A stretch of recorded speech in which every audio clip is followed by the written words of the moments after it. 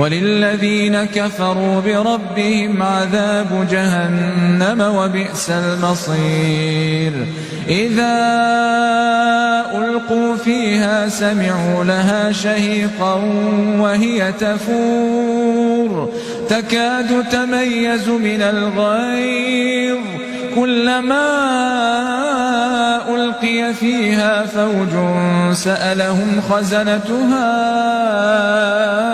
ألم يأتكم نذير قالوا بلى قد جاءنا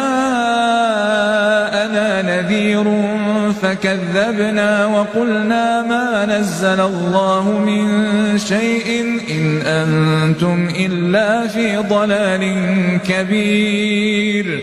وقالوا لو كنا نسمع أو نعقل ما كنا في أصحاب السعير فاعترفوا بذنبهم فسحقا لأصحاب السعير إن الذين يخشون ربهم بالغيب لهم مغفرة وأجر كبير وأسروا قولكم أو اجهروا به إنه عليم بذات الصدور